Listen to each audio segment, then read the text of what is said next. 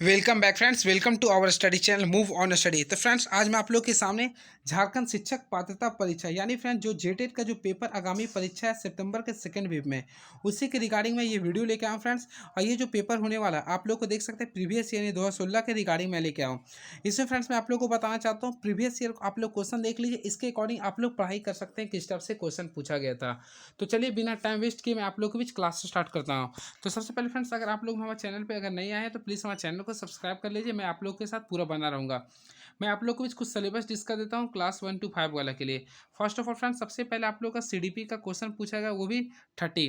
इसके बाद हिंदी, हिंदी और इंग्लिश, अगर हिंदी कोई नहीं रखे तो उर्दू शायद रखेंगे, तो यहाँ भी क्वेश्चन 30 पूछा गया, जो कि इसका कॉम्बिनेशन रहेगा फ्रेंड्स 15-15 का, 15 हिंदी या 15 इंग्लिश रहेगा। क्लियर है। उसके बाद रीजनल लैंग्वेज फ्रेंड्स आप लोग हिंदी रखें या इंग्लिश कोई रखेंगे या कुरमाली कोई खोट्ठा रखेंगे, तो ये भी क्वेश्चन आप लोग का 30 पूछा जाएगा। अब इसके बाद फ्रेंड्स आप लोग का जो सब्जेक्ट कॉम्बिनेशन के अकॉर्डिंग, तो अगर कोई साइंस वाले तो साइंस रखे होंगे।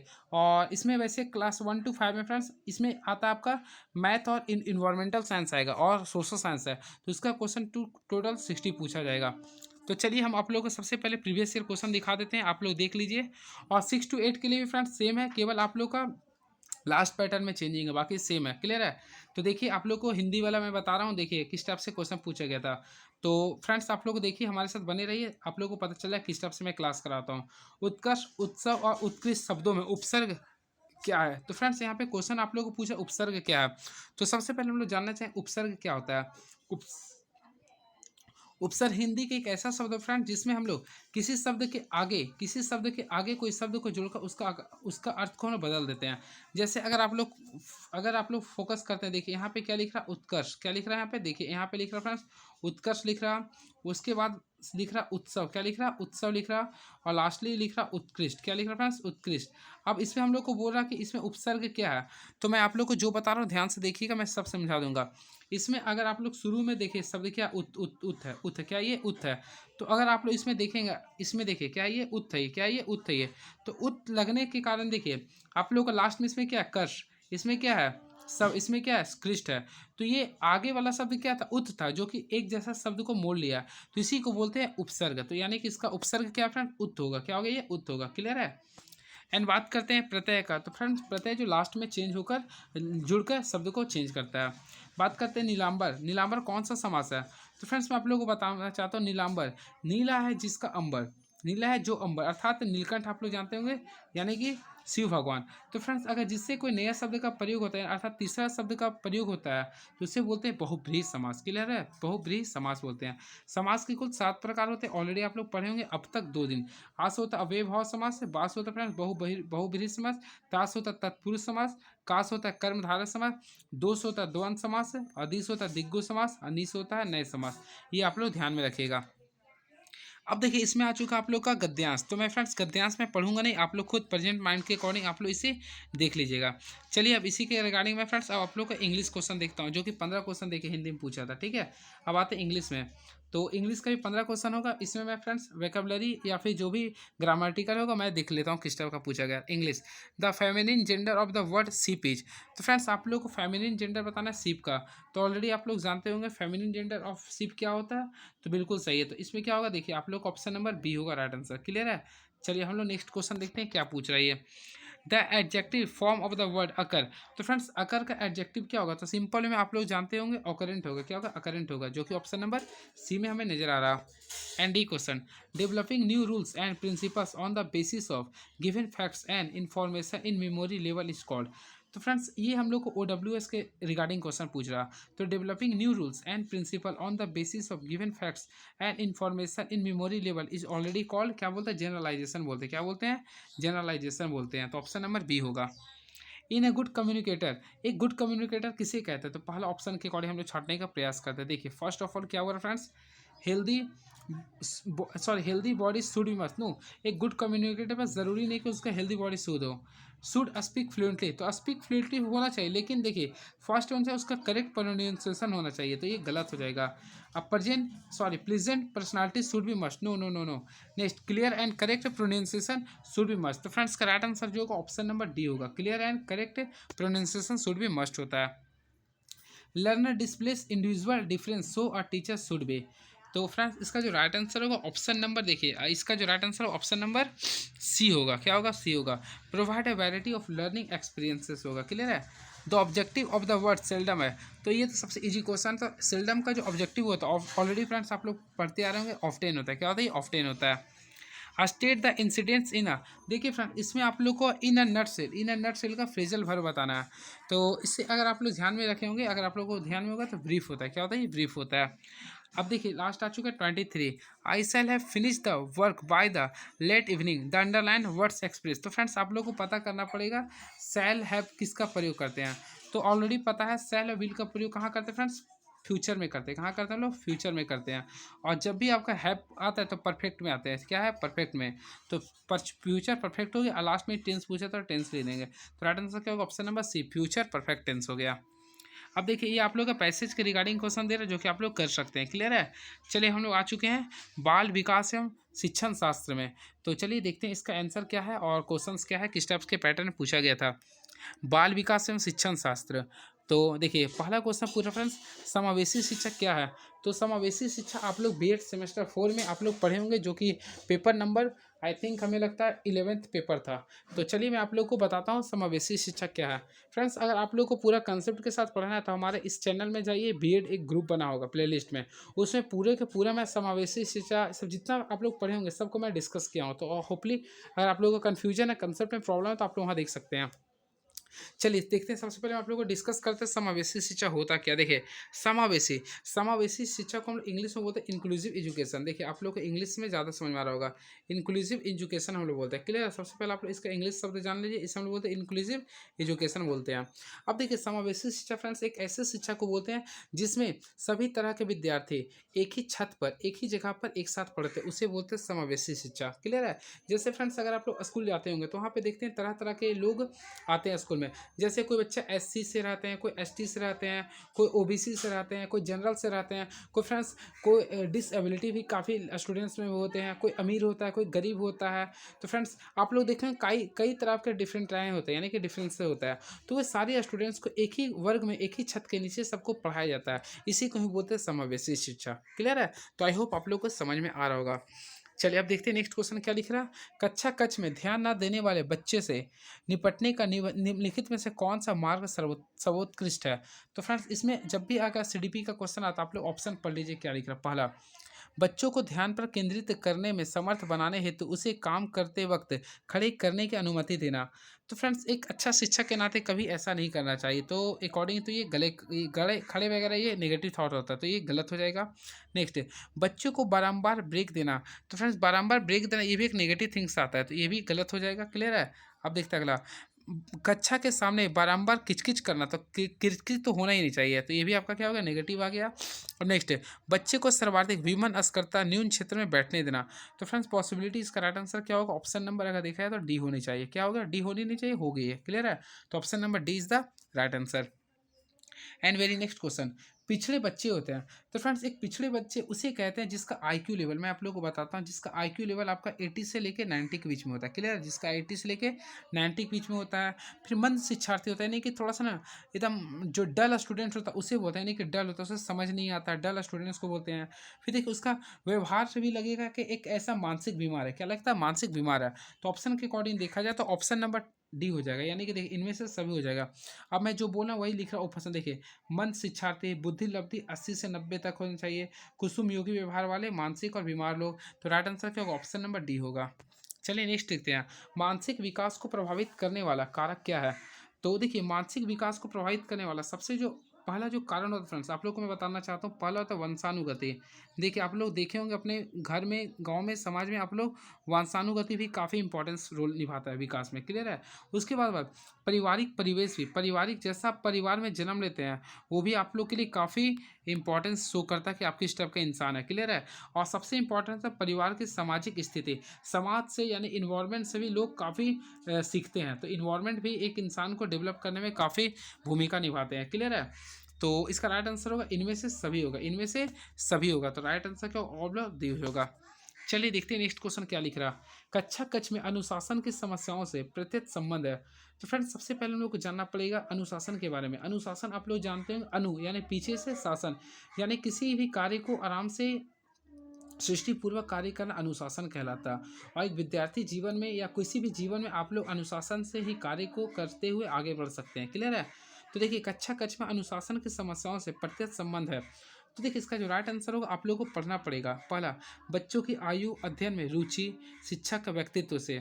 बच्चों की आयु अध्ययन में रुचि शिक्षक के व्यक्तित्व से। कक्षा में कौन सा विषय पढ़ाया जा रहा उससे। फिर लिख रहा कक्षा में बैठने की व्यवस्था से। उकताने वाले या पसंदीदा विषय से। तो अनुशासन की समस्याओं से प्रत्यक्ष है। तो समस्याओं से समझ आ गया तो राइट आंसर हो जाएगा डी हो जाएगा। क्या हो जाएगा फ्रेंड्स? डी हो जाएगा, उकताने वाले या पसंदीदा विषय से। अब चलते हैं नेक्स्ट क्वेश्चन देखते हैं क्या है। निम्नलिखित में कौन सा मूल्यांकन का लक्षण नहीं है? तो फ्रेंड्स मूल्यांकन जो होता है किसी भी कक्षा का सबसे अंतिम स्टेट होता है। क्लियर है? आकलन के बाद आप लोग का मूल्यांकन होता है, जिसे इंग्लिश में बोलते हैं इवैल्यूएशन। कोई भी कक्षा में सबसे लास्ट में जो होता है एग्जाम वगैरह लेने के बाद, तो उसे बोलते हैं मूल्यांकन। क्लियर है? मूल्य का अंकन करना। देखिए तो बोला कौन सा मूल्यांकन का लक्षण नहीं है? व्यवहार के तीनों क्षेत्रों को समेटने वाले यह एक व्यापक प्रक्रिया। तो ये होती है पूर्ण निश्चित उद्देश्यों की दिशा में जाने वाली एक व्यवस्थित प्रक्रिया है। ये भी ठीक है, प्रक्रिया है। यह कार्य के अंत में किया था, बिल्कुल ये सही है। शिक्षक एवं शिक्षार्थी की आवश्यकता को पूर्ण करने वाली यह एक उद्देश्यपूर्ण गतिविधि है। तो ये भी सही है। तो मेरे अकॉर्डिंग तो सब सही लग रहा है फ्रेंड्स। अब आप लोग कमेंट बॉक्स में लिखिए आपके अकॉर्डिंग इसका आंसर क्या होगा। देखते हैं नेक्स्ट क्वेश्चन क्या लिख रहा है। किस श्रेणी कक्ष में वास्तविक दुनिया की समस्याओं से संबंधित जटिल परियोजनाओं पर काम करते हुए शिक्षक एवं छात्र एक दूसरे को विशेषज्ञता के आहरण करते हैं? तो मैं फ्रेंड्स इसका बताता हूँ। जब भी किसी ऐसा क्वेश्चन आता है तो आप लोग डायरेक्टली लिखिएगा सामाजिक और रचनात्मकवादी होगा। सामाजिक और रचनात्मकवादी होगा। क्लियर है?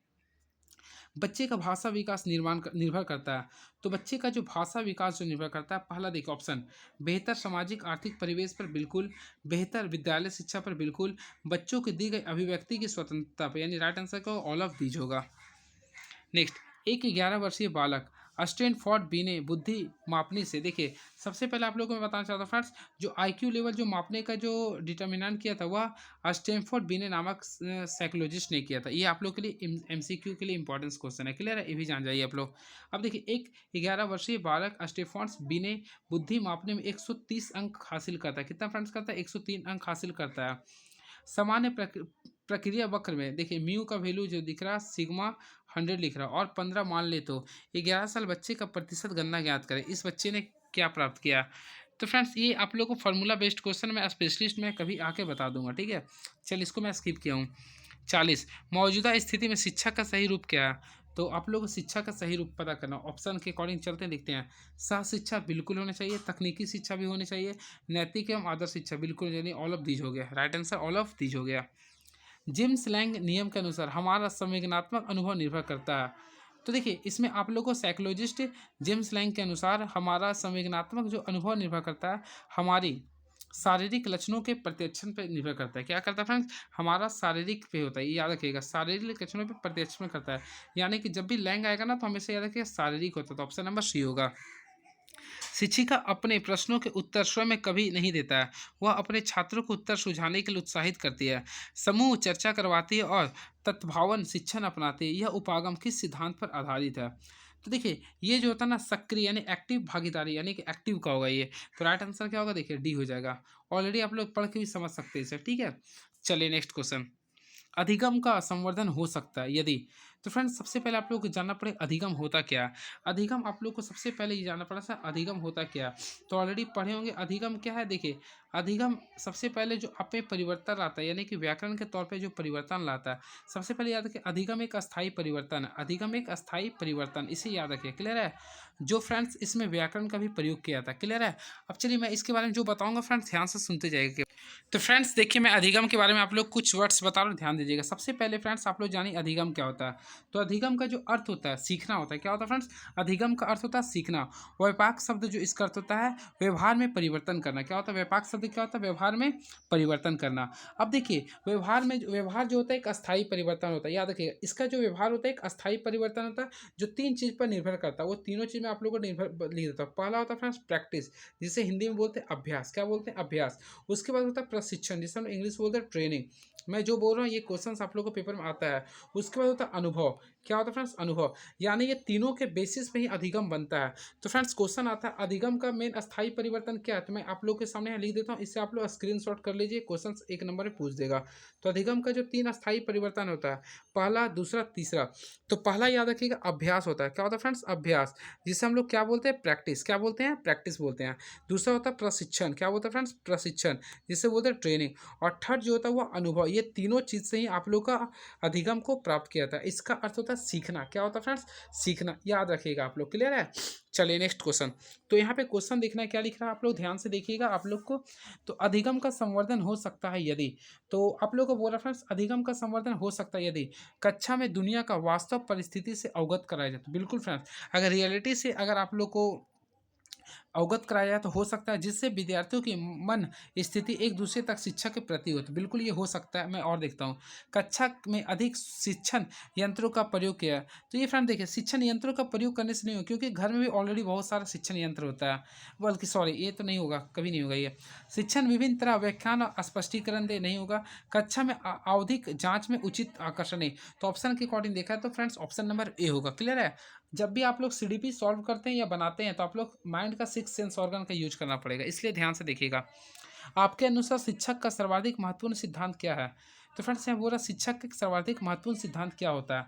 तो ऑलरेडी आप लोग फ्रेंड्स देखिए, सबसे पहले विषय वस्तु कंटेंट भी होता है, शिक्षण पद्धति भी होता है, छात्र और शिक्षक भी संबंध। तो सबसे इंपॉर्टेंट जो होता है देखिए, गुरु और शिष्य के भी संबंध सबसे बेस्ट यही होता है। एक सर्वाधिक जो एक शिक्षक का जो सर्वाधिक महत्वपूर्ण सिद्धांत होता है वह स्टूडेंट और टीचर के बीच रिलेशन, क्योंकि अगर दोनों के बीच एक अच्छा रिलेशन रहेगा तभी स्टूडेंट्स और टीचर को आपस में समझ में आएगा क्या हम पढ़ा रहे हैं, क्या टॉपिक है। तो ये सबसे इंपॉर्टेंस होना चाहिए। ठीक है?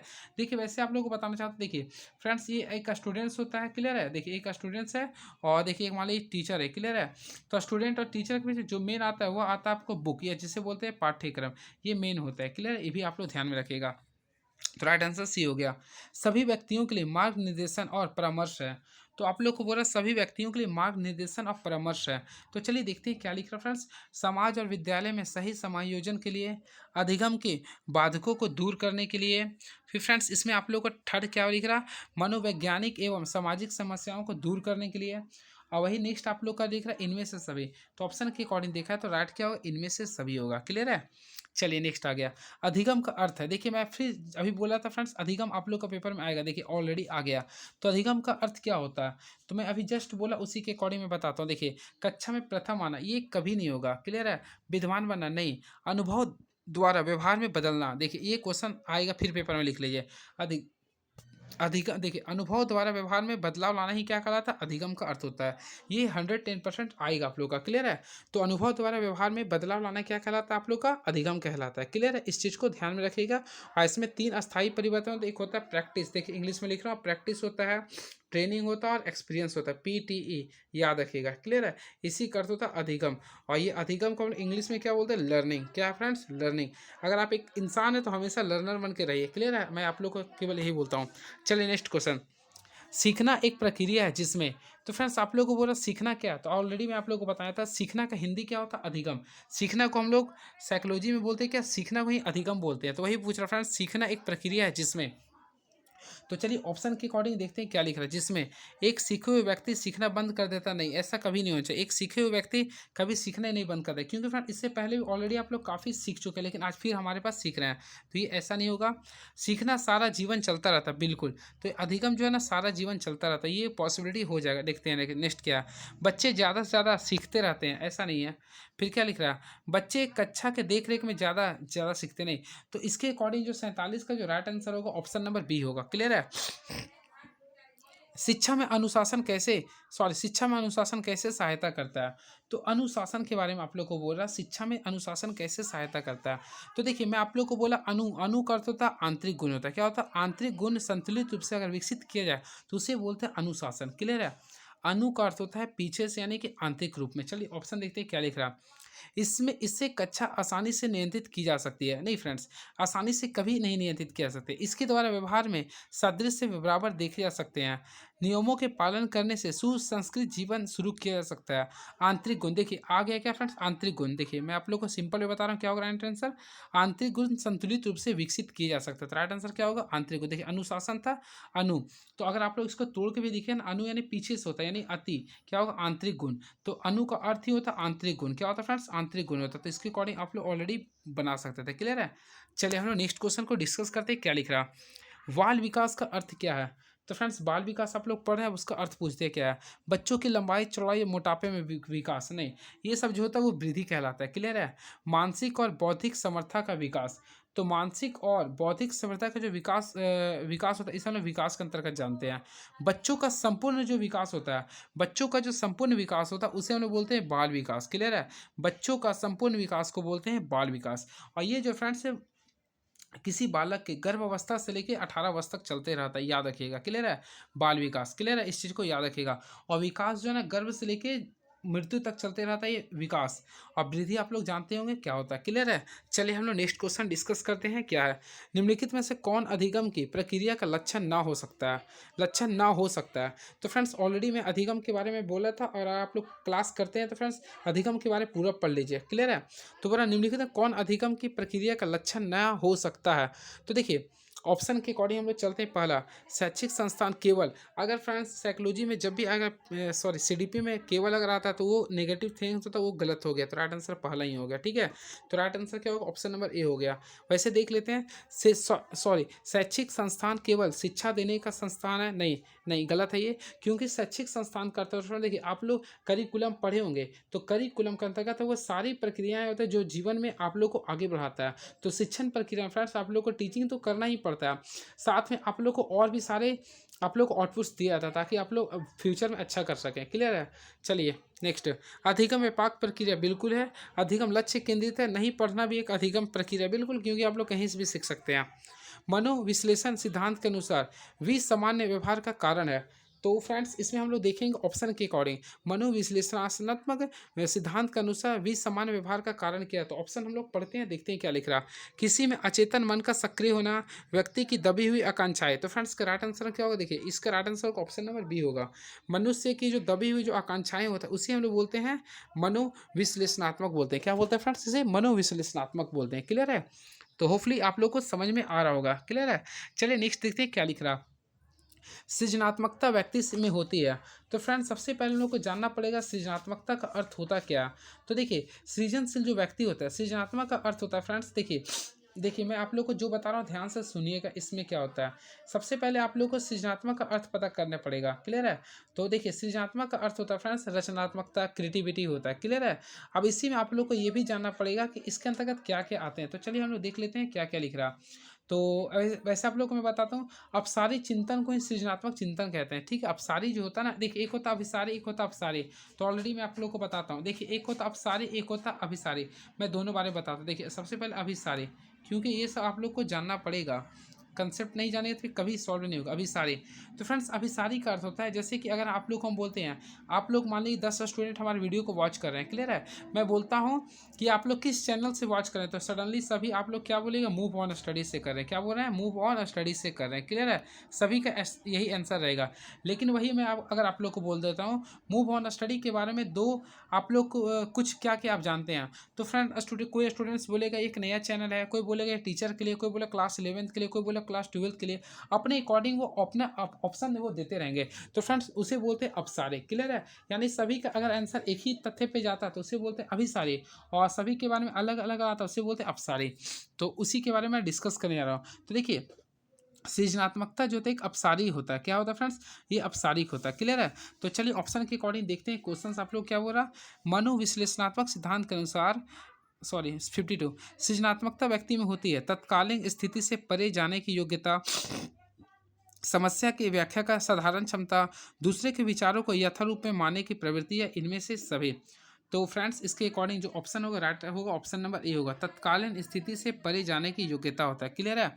अब देखिए सृजनात्मक, देखिए सृजनशील बालक जो होता है ना वह आत्म विरोधी होते हैं। देखिए सृजनशील जो बालक होते हैं ना वह आत्म विरोधी होते हैं। वह सृजनशील जो बालक होते हैं वो बाहर से लगेगा कि काफ़ी हंसमुख है, क्या लगेगा बाहर से काफ़ी लगेगा कि हंसमुख है, लेकिन वो अंदर से क्या होते हैं, वो गुमसुम रहते हैं, ये होता है। यह अधिक कल्पनाशील होते हैं, ये भी याद रखिएगा। सृजनशील बालक जो होते हैं वह काफ़ी कल्पनाशील होते हैं। क्लियर है, ये भी आप लोग याद रखिएगा। और ये संवेदनशील होते हैं। क्या होता है फ्रेंड्स, ये संवेदनशील होते हैं। चलिए हम लोग नेक्स्ट क्वेश्चन देखते हैं क्या लिख रहा है। शिक्षण सिद्धांत प्रदान करते हैं। तो फ्रेंड्स आप लोग को इसके बारे में पढ़ना पड़ेगा, शिक्षण सिद्धांत। तो ऑलरेडी आप लोग पढ़े होंगे या फिर बीएड में आप लोग पढ़े होंगे मैक्रो टीचिंग के बारे में। चलिए देखते हैं क्या लिख रहा है। पूर्वानुमान का ज्ञान और परतंत्र विचारों पर स्वतंत्र विचारों के प्रभाव के अध्ययन द्वारा शिक्षकों के सिद्धांत, बिल्कुल ये सही है। शिक्षण के विभिन्न स्तरों के बारे में ज्ञान एवं शिक्षण समगामी के मंडल, बिल्कुल सही है। शिक्षण समस्याओं की खोज कैसे करें, तो कैसे करें, बिल्कुल ये सही हो जाएगा। यानी इसका राइट आंसर क्या होगा, ऑल ऑफ दीज हो जाएगा। क्या होगा फ्रेंड्स, ऑल ऑफ दीज होगा। मैक्सिमम अगर ऑल ऑफ दीज आता है तो फ्रेंड्स वो सही हो जाता है, मैं देखा हूँ इसमें। अब देखते हैं क्या लिख रहा 54 क्वेश्चन। अंत दृष्टिमूलक अधिगम क्या है। तो देखिए अधिगम से क्वेश्चन फिर पूछ दिया। तो अंत दृष्टिमूलक अधिगम क्या है। तो फ्रेंड्स मैं आप लोगों को बताना चाहता हूँ, देखिए लक्ष्य आधारित अधिगम होता है, व्यवहार के परिपालन का विरोध। तो राइट आंसर क्या होगा, ऑप्शन नंबर सी होगा। क्या होगा फ्रेंड्स, ऑप्शन नंबर सी होगा। चलिए नेक्स्ट क्वेश्चन देखते हैं क्या लिख रहा। निम्नलिखित में से किस पहलू पर सभी शिक्षण सिद्धांतों में सर्वाधिक महत्व दिया जाता है। यानी फ्रेंड्स आप लोगों को क्वेश्चन ये बोल रहा कि किस पहलू पर सभी शिक्षण सिद्धांतों में सर्वाधिक महत्व दिया जाता है, यानी सबसे ज़्यादा किस पे फोकस किया जाता है। तो ऑप्शन हम लोग पढ़ते हैं, कक्षा कक्ष अंतःक्रिया, विषय वस्तु का प्रस्तुतिकरण, परिवेश का प्रस्तुति या ज्ञान का पूछताछ। फ्रेंड्स जब भी अगर इस टाइप का क्वेश्चन आता है तो आप लोग कक्षा कक्ष अंतःक्रिया लिखिएगा। क्या लिखिएगा, क्लास का ही होता है। क्लियर है। तो राइट आंसर क्या होगा, ऑप्शन नंबर ए होगा।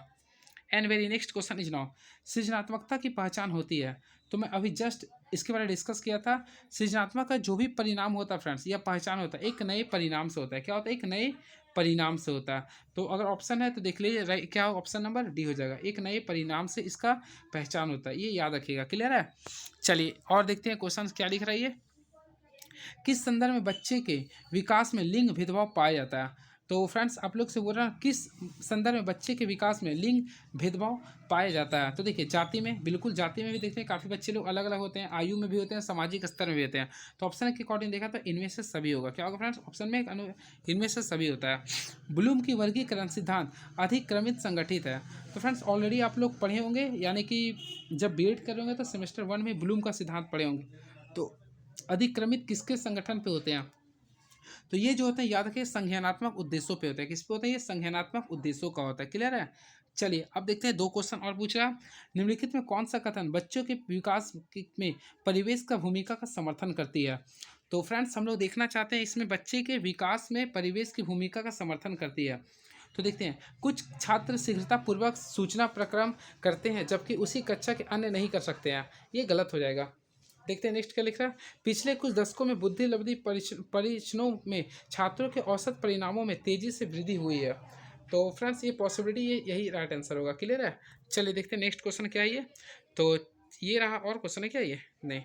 तो लास्ट क्वेश्चन फ्रेंड्स आप लोग का ये 59 था ना, हाँ चलिए ठीक है। 60, शिक्षिका दो समरूप ग्लासों में समान मात्रा में फलों का रस भरकर प्रदर्शित करती है। वे दो भिन्न ग्लासों में डालकर उन्हें खाली करती है, जिनमें से एक लंबा है और दूसरा चौड़ा है। वह कक्षा में पूछती है कि किस ग्लास में ज़्यादा रस है, उसे चिन्हित करें। छात्र जवाब देते हैं कि लंबे वाले ग्लास में ज़्यादा रस है।